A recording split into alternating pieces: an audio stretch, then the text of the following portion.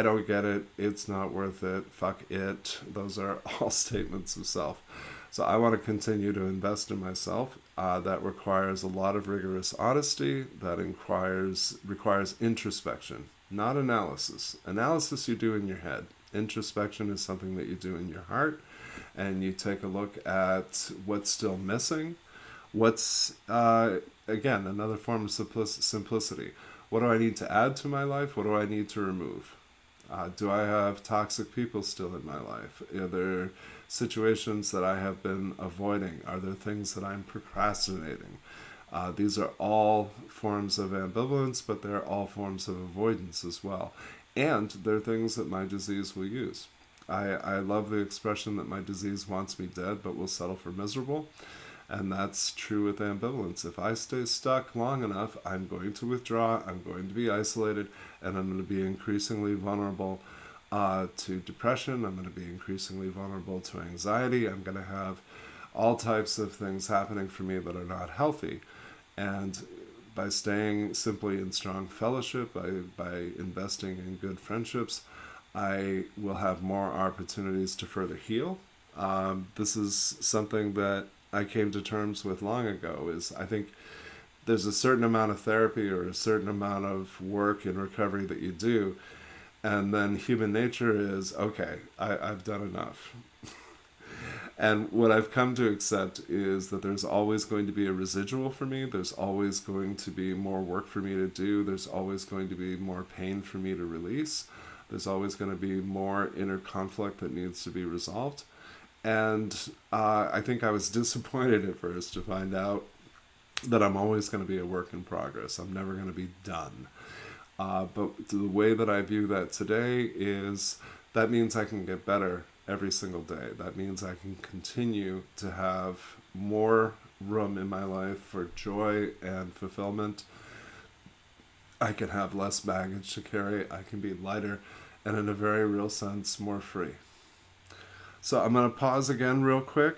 Anybody got ideas about what's the ambivalence in your life? What is it that you want to move past? What do you need to be able to do that? And are you talking to anybody about this? Are you sharing those hopes and dreams with anybody? I always say the difference between a goal and a dream is the goal is something you're fairly confident you can do. The dream is something that by definition you don't know if you can do.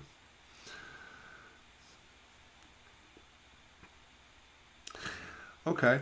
I've noticed I get a lot of Facebook messages every day. I'm connected to a lot of great people. And most of the folks that I've been connecting with lately have been kind of struggling with their worldview and what they see in response to COVID-19, what they see in terms of the current political climate and the world just kind of feeling like a giant dumpster fire at times. I totally get that. I understand that. And I am always encouraging encouraging folks to separate what do you have control over and what don't you. Powerlessness is a big key to not getting stuck. When I'm focused on what's wrong with the world, or I'm feeling disillusioned or feeling like things need to change, I remind myself that that starts with me, that I have to, as Gandhi said, be the change that I want to see in the world, and not simply focus on things that I'm powerless over, like how much people are selfish for not taking proper precautions around COVID-19, or how much I dislike the current political regime. I want to be able to work towards change, but I also want to make sure that what I'm focused on is within my control. I'm going to be asking myself, what can I do to make this better? And a little bit at a time, I'm going to find opportunities for growth, or more accurately, my higher power is going to present me with opportunities for growth. Everything that I do with Sober Now and other projects that are very near and dear to my heart are ways in which I move past ambivalence. I have never wanted to do just one thing in my career. I would find that unfulfilling. I would find that boring. I love the variety of what I get to do professionally. I love that I get to work with people from every walk of life who are on spiritual journeys. But I don't do just one thing. I get to be a therapist and a substance abuse counselor. I get to be a clinical supervisor. I get to be an employer. And then I get to do a lot of other cool stuff. I get to be an adjunct instructor at a local university. I get to create things that help people attain better mental health and better recovery from addiction, self-harm, eating disorders. These are all things that I find provide joy in my life. I don't see a lot of value in pursuing happiness. I don't see it as an attainable goal. I see happiness as an emotion that's relatively fleeting. I see it as a choice. I see it as an expression of gratitude for all the good things that are in my life. But I'm way more focused on joy because joy sticks around, joy endures. And so when I am ambivalent, it is the opposite of joy. It is the opposite of fulfillment. But it's also, I'll be honest, it's inevitable that I'm going to experience a small amount of it, but then I will tell people about it. I was really ambivalent about writing my first book, and I was ambivalent because it scared the hell out of me.